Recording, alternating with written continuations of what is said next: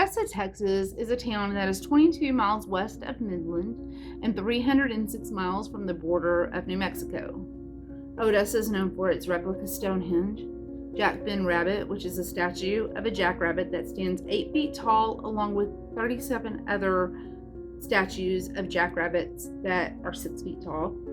Friday Night Lights, which focuses on the football team in Odessa, and the oil field industry. Hi, my name is Paula, and welcome to the True Crime Narrator. If you like true crimes, be sure to hit the subscribe button, click the bell notification so you can get notified when I post new videos. My plan is to post 2 new videos a week, and make sure that you like it and share it if you want. So, without further ado, let's get into the story. Today's story focuses on a man named Hamill Cody Ross. Hamill was born May 16, 1981 in Odessa, Texas, to Stephen and Judy Ross.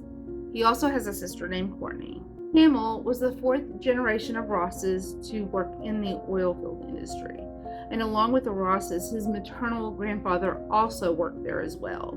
So you could say it was probably destined for Hamill to go to work in the oil field industry. On November 19, 2019, around 2 a.m., Hamill, his boss, and some other co-workers were driving down Highway 349 to go to a job site.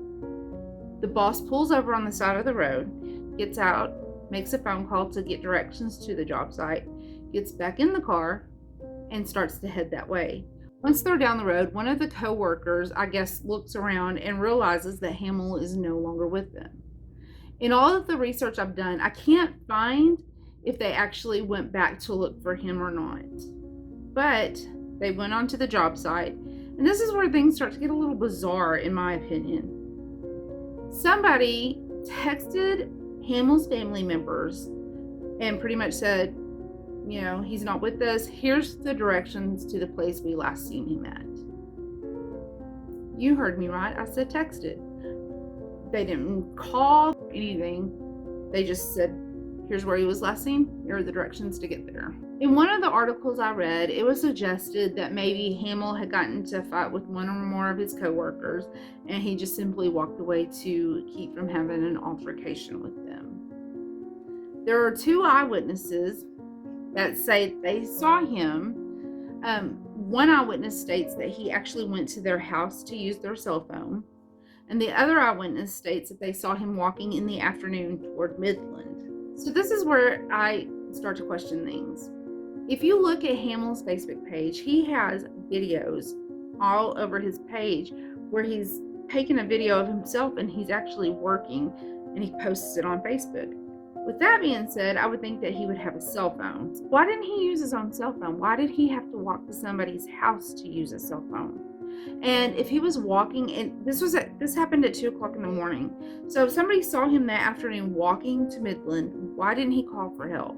Why didn't he call somebody to come get him? Another article I read, somebody has suggested that maybe he voluntarily ran away because he had a warrant out for his arrest. And if you go to the Ector County for Criminal Cases portal, type that into Google, it'll take you to their website, and you can actually search for criminals by their name. And he actually did have a warrant out for his arrest.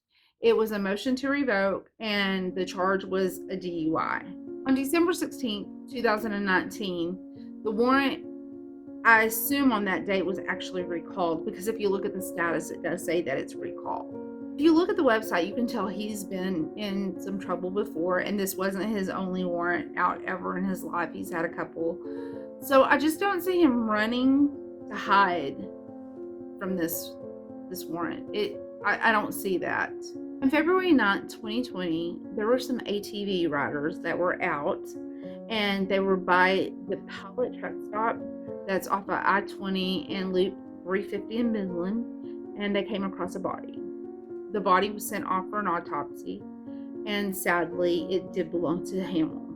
To this day, they are not releasing the cause of death or the condition that they found the body.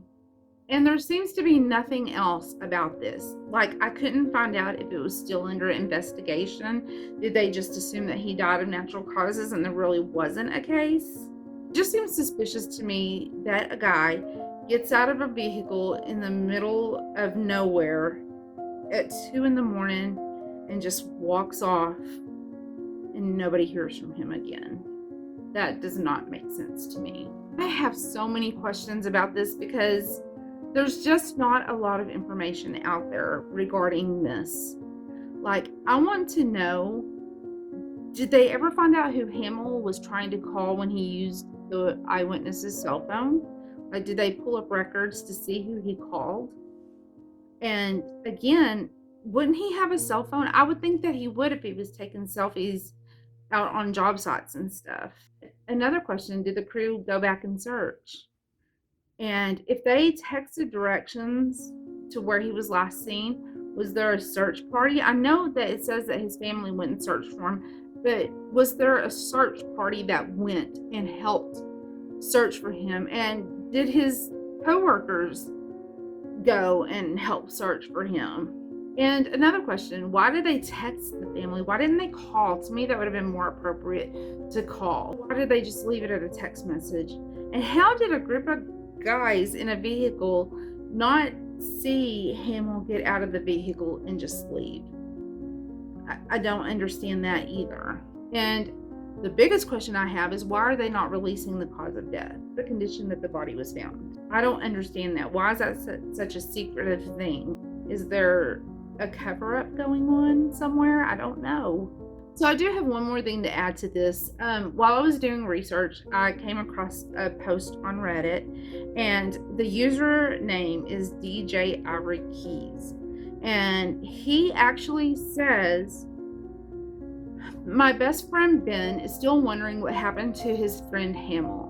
My friend Ben runs a casing crew in the oil field in Odessa, Texas. He stopped and asked for directions to the rig site, and Hamill had just walked off and disappeared. They found his body 3 months later.